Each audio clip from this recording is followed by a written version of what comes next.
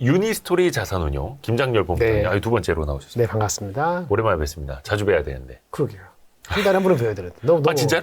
한 달에 한 번. 그런 멘트 잘못 던지시면요. 네. 저는 바로 물어버려요. 매주는 서로 부담되지만 네, 네, 네. 한 달에 한 번은 뭐 가볍게. 네. 벌써 이제 네. 잡았습니다. 이제 물증 남았습니다. 물증. 그래서 업데이트가 잘 되니까 너무 헷갈리잖아요. 그치? 본부장님은 어제 그 반도체 전문가, 네. 반도체 전문 애널리스트부터 시작을 하셔서 지금 이제 다른 거 투자 전략 뭐 다 네네. 그죠 하시죠. 또 매크로도 좀 하고. 자산운용사에서 빛광호 씨만큼 못하도. 요즘 또 이렇게 빛광호님이 왜요? 그 블랙홀 때문에 이제 숨어버리셨어요. 무슨 얘기인지 모르겠는데 블랙홀 때문에? 약간 이제 외부에서 막 그냥 그래요? 그런 게 있어요? 이제 그 마상이라고 마음의 상처를 나 요즘에 입어서 좀 못 봐서 아주 최근에 네. 애청하는데 그래서 그분의 빈자리는 뭐 김장렬 본부장님이 채워주실 거라 믿고 살짝 코트코트해가지고. 아니 똑똑하시고 네. 저보다는 젊지만은 그래서 나름대로. 이게 그 악플러들이 많아서 네. 근데 사람들이 본부장님한테 네네. 그래도 막 뭔가 내년 전망 네네. 해달라고 하고 막 그런 거 많이 요청하잖아요. 예, 좀 물어보긴 하죠. 그러면 뭐부터 이야기해 주세요? 그런 분들한테. 경기 침체가 오긴 오느냐?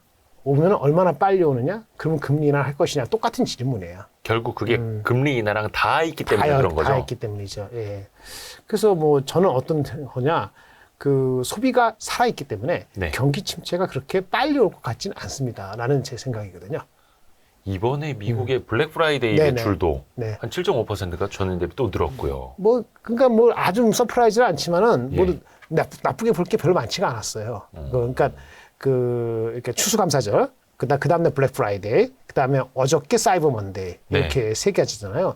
다 5%, 7%대 이렇게 성장을 했거든요. 그런데 네.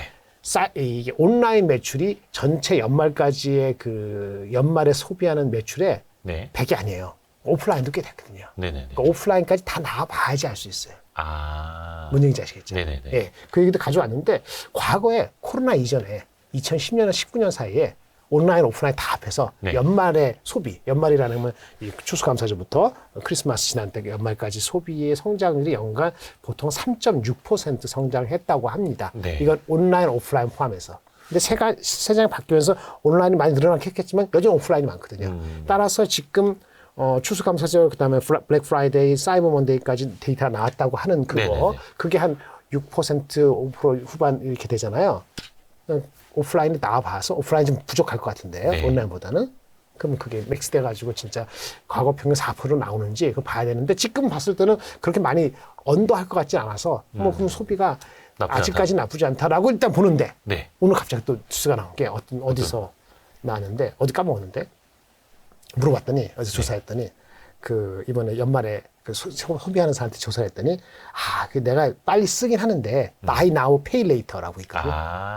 근데 pay later잖아요. BNPL. 네, BNPL. 그래서 오늘 주가들이 그런 주식들이 올라갔는데 이름 까먹었어요. 무슨 회사인지. 근데 BNPL을 했다는 얘기는 뭐냐면 스스로도 이게 내가 땡겨 썼는데 돈을 페이를 못할 수 있지 않을까라는 걱정을 하는 사람들이 거의 4, 50%래요. 그러니까 지금 만약에 4, 5%, 뭐 6% 이렇게 성장을 했다 하더라도 옛날 패턴하고 달리 옛날보다 정확히 모르지만 buy now, pay later 비중이 많았고 네. 그것이 나중에 결국은 다 페이를 못하는 걸로 귀결이 되면은 사실은 나중에 보니까 안 그렇다라고 생각할지도 모르겠어요.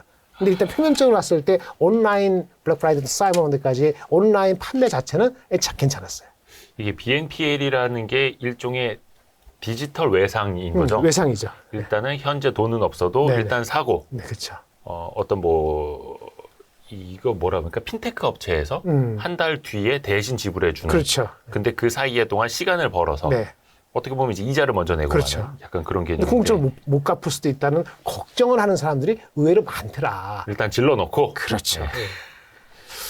그게 미국에서도 그게 현재 벌어지는 네, 일이라는 네, 거죠. 예. 그러면 이 소비를 좀 어떻게 봐야 되나요? 그러니까 보기에 따라서 소비의 그 강도에 대해서 어느 날 갑자기 절벽으로 오는 거 아닌가 그런 의구심을 여전히 갖고 가는 거예요. 그러면 결국은 이 리세션 시그널의 전조는 뭐냐? 결국은 실업이에요. 경기 침체의 시그널, 실업이다. 결국은 고용지표.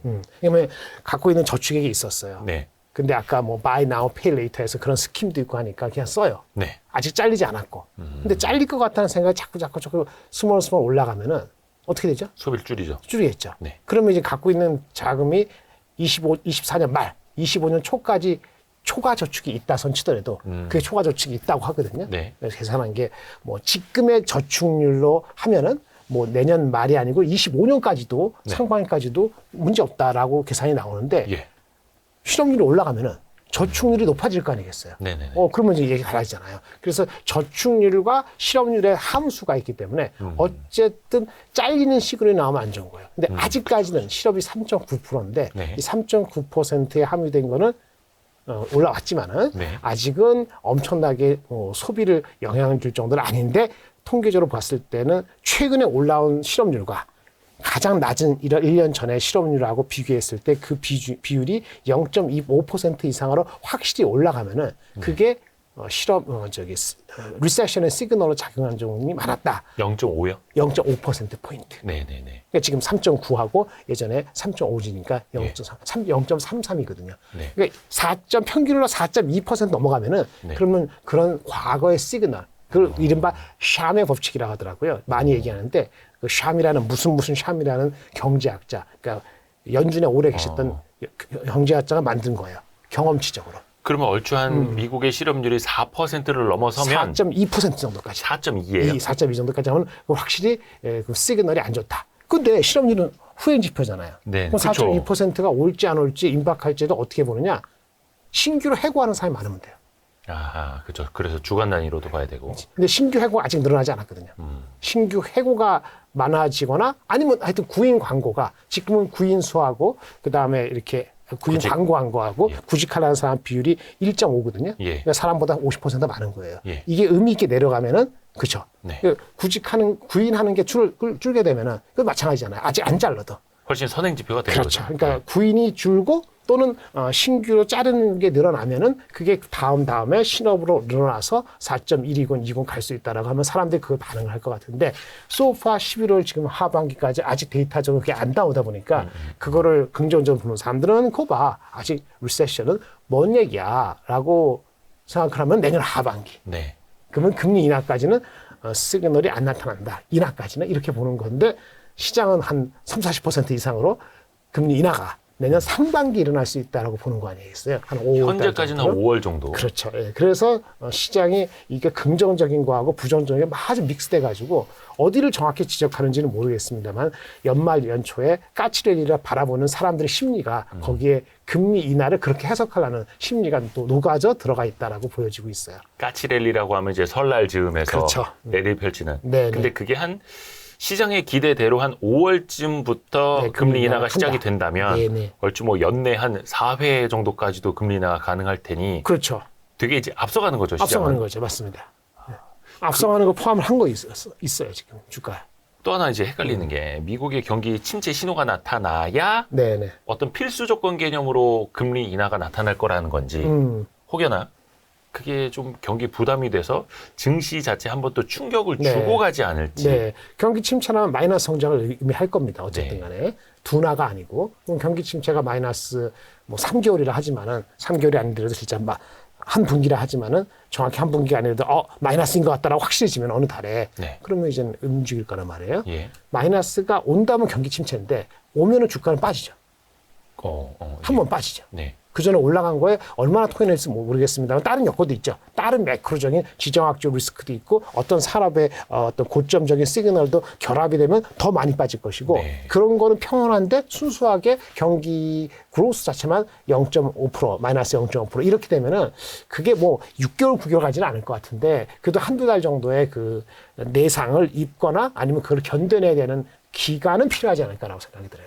그 깊이는 많이 올라간 만큼 많이 토해내겠습니다만은 지금 2,500 정도 우리나라 기준으로는 우리 많이 토해낼 게 별로 없어 보이고 그래서 거꾸로 2,600까지 가기에는 부담이 되는 거죠. 그걸 확실치 않은 상태에서 더 많이 갔다가는 토해내기 때문에 그래서 2,500 왔으니까 다른 주식 웬만한 테마대가 이 주식 괜찮으면 이 섹터를 갔다가 저 섹터 갔다 빨리빨리 손바꿈이 뭐 짧게는 1주 길어봤자 한 달 내로 막 바뀌는 이런 패턴이 2,500 근처 넘어갔죠. 2,500에서 많이 일어나는 것 같아요.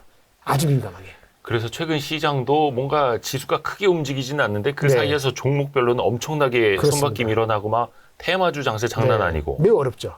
그게 어디 장을 하만 했는데 누구는 마이너스 5%고 누구는 플러스 5%고 어디로 갈지 몰라서 그렇죠. 더더욱이 그러는 걸까요? 그렇습니다. 예. 말만 되면 사는 거죠.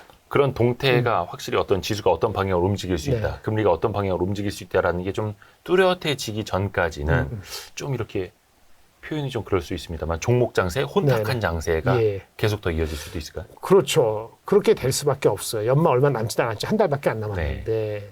뭐 굳이 대한민국 장에서 변수가 따로 있다 그러면은 그 주식 그 최대 주주 주식 양도세인가요? 대주주 양도세. 대주주 양도세 10억인데 뭐 20억에 50억 올린다는 그 확정을 줘야 될 거 아니겠습니까? 그거가 변수가 될 성지 정도가 대한민국 온 유니크한 거고 나머지는 뭐가 있을까요? 뭐 전쟁도 좀 수그러들었고 그 저기 러시아 우크라이나 말할 것도 없고 네. 이스라엘 하마스는 완전히 좀 휴전 상태고 유가가 보여주고 있으니까 네. 매크로의 변수라 하면은 뭐가 있을까? 대만의 총통 선거 그게 좀 오늘 보니까 오다 보니까 아주 박빙이라더라고요. 예. 막 아직 시작도 안 했어요. 지금 예. 사실 3명이거든요. 예. 민진당이라고 해서 지금 여당 그거는 이제 독립파죠. 근데 야당은 친중파고, 근데 친중파가 안 되고 지금 여당이 되면은 중국을 싫어하거든요. 네. 그래서 지금 그 간격이 1% 2% 차예요. 박빙이다. 막 시작하는데 1월 17일 날 하거든요. 네. 1월 17일이니까 2달 뒤잖아요. 예. 이번 주인가 다음 주에 그 최종 이렇게 하고. 근데 지난주에 야당끼리 단일화를 시도했다가 안 됐어요. 야당이 2당이네. 네. 그래서 3명이 나와서 여당이 될 수도 있다 했는데 여론조사해 보니까 야당이 둘이지만은 야당 각각이 여당하고 맞먹어요. 그래서 어떻게 될지 몰라요. 이것이 중국의 메시지가 될 수도 있는 그런 정도 말고 또 뭐가 있을까? 그 정도하고 북한의 위성하고 GP 다시 소환하고 이런 거 아니고 사실은 없어요. 변수가 크게 없어요. 그래요. 샘 앨트만이 한번 뒤집었는데 예. 좀 말씀드리자면 샘 앨트만 오픈 AI 그것도 결론적으로는 사업을 계속 하기 위해서 커머셜라이즈 하기 위해서 갈등이었다는 거잖아요. 상업화. 그러면 AI는 AGI가 어디까지 갔는지 모르지만 그 다음 단계로 가기 위한 과정을 더 가속화할 수밖에 없지 않느냐. 마이크로소프트 입김이 간다는 그런 어떤 시장의 정황이 맞을 것 같기 때문에 그것도 나쁜 건 아니거든 사실은요. 네. 그래서 나쁘지는 않은데 매크로도 그렇고 신경 쓸 게 없으니까 그건 뭐예요? 그럼 주가는 그럼 올랐고 버티고 있고 미국장 같은 경우는요 나스닥이나 미국의 그 마이크로소프트 이런 주식들을 보면요 전형적인 그 어떤 뭐랄까 올라갔다 내려갔다 이렇게 컵 앤 핸들이라는 게 있어요. 이렇게 그래서 이렇게 내려가다 정고점 하다가 다시 한번 내려갔다가 다시 올라가는 이런 컵 앤 핸들의 패턴을 약간 보이는 양상을 보이기 때문에 한국은 아닙니다. 한국은 컵에서 이렇게 핸들까지 올라오지도 않았어요. 이렇게 내려가고 헤매기는데 나스닥은 그만큼 세거든요. 그게 전체적인 미국장이나 글로벌 장을 이끄는 거기 때문에 나쁘지는 않은데 경기 침체는 온다 그러니까 신경은 쓰이고 이런 패턴으로 가고 있지 않나 보겠습니다. 약간 매크로에 대해서는 사실 변수가 없다라고 말씀을 하셨는데 지금까지 이어졌던 뭐 물가와 지표, 그 고용 지표 같은 것들은 계속 한 달 확인하면서 가야 되는 거고 또 내년 상반기 갈 때까지도 이거는 이제 뭐 본부장님하고도 계속해서 체크를 해야 될 이슈고 최근에 그 샘 알트만 이슈가 뭐 전 세계 가장 큰 경제적으로는 이슈였는데 맞습니다. 뭐 챗GPT 아버지이다 보니까 근데 이거는 어떻게 보면 이제 끝난 이슈일까요? 아니면 샘 알트먼이 몰고 온 어떤 함의 깊은 의미를 지금부터 다시 한번 톱파봐야 될까요? 몇 가지 볼까요? 제가 했던 게 있는데 결론적으로는 한국 AI 주식에는 나쁠 게 하나도 없어요. 한국 AI 주식에는 나쁠 게 하나도 없다고요? 반도체 주식에는. 그래요? 왜냐면은 샘 알트만이 오픈 AI를 통해서 엄청나게 발전을 시키려 했는데 세 번째 거 아니에요. AGI에 상당한 진척이 있었다는 주장이 제가 봤을 때는 제가 보는 게 아니고 여러 사람이 봤을 때는 사실일 것 같거든요. 근데 이제 판정승했잖아요.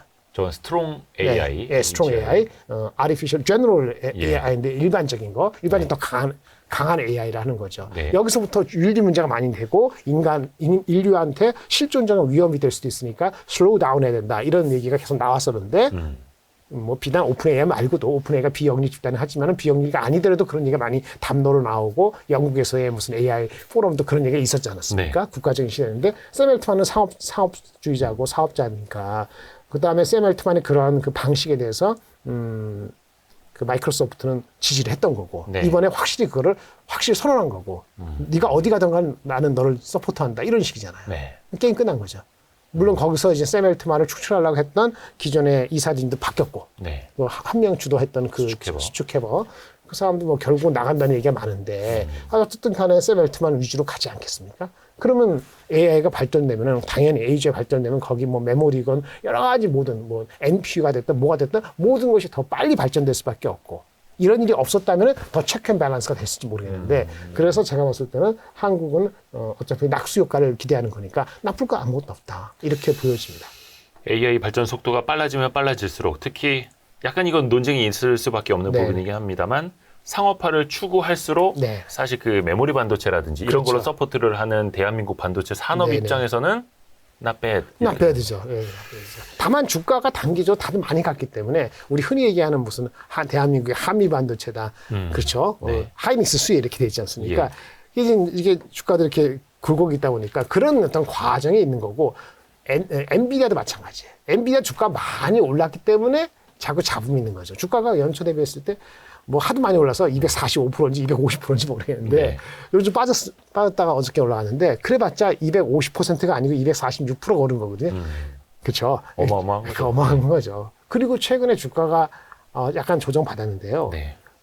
엔비디아 자연스럽게 넘어갑니다. 엔비디아가 지금 PER이 30배가 안 돼요. 엔비디아가 PER이 올해 30배. 거의 한 250% 올랐는데도 네네. 주가적으로. 나스닥 평균이 한 25배 뭐 요 정도. 캐리보다는 평균보다는 그렇죠. 그렇지. 평균보다는 높지만 글로벌리하게 AI 반도체를 이끌고 그렇죠. 있는 엔비디아가 맞습니다. PR 30배라면 30배가 차이 나는데. 그러면 비싼 거는 아니다라는 아니라는 말씀. 거죠. 나중에 그것도 말씀을 드릴게요. 근데 네. 근본적으로는 엔비디아가 성장을 이끄는 엔비디아, 마이크로소프트, 엔비디아 이런 것들, 뭐 ARM 이런 것들이 성장을 이끄는 그 패턴은 지속될 것이고 네. 그 주식을 이 주가에서 못 사면은 사실은 미국장은 약간 고평가된 거다라고 결론을 나야 되는 거고 그러면 한국도 삼성 하이닉스가 물론 반도체 가격이 올라서 사이클적으로 업턴 되는 것이 내년 상반기에 기대를 하고 있다고 하지만은 네. 그래도 제일 큰 거는 HBM 이 패턴 여기에 가장 영향을 받고 있거든요. 네. 그게 아니면은 주가는 업사이드가 뭐 5% 10%도 없을 수도 있어요. HBM AI가 한계라고 하면은 그럼 주가는 업사이드 별로 없다 그러면은 다른 주식이 뭐 돌려막기 이거 같다 저거 같다 난리 치겠습니다만 아무리 돌려막기 하더라도 2,600 갈 수는 없거든요. 그러면 이제 안 좋은 거죠. 삼성전자 하이닉스나 그 서플라이 체인에 있어 그 HBM이 아까 말씀드린 세미알통 오픈 AI 좀 이따 말씀드린 엔비디아, 마이크로소프트 이런 거에 하모니가 계속 간다는 믿음이 서야지 그래 삼성전자 하이닉스를 중심으로 해가지고 좀 지수 높은 걸 가고 물론 엊그저께 온 디바이스라는 새로운 또 새롭게 보이는 그런 것도 있습니다만 그거 뭐 시가총 다 합쳐서 안 되니까 네. 그렇게 해야지 코스피 이제 2,600 코스닥 기준으로 900을 다시 한번 물론 이제 2차 전지도 어느 정도 버텨줘야지 되겠습니다만 이렇게 돼야지 2,600, 800, 900 선이 다시 한번 탈환될 수도 있다고 보여지는데 그게 지금 봤을 때는 연내에 될지 안 될지는 좀 더 지켜봐야 되겠죠.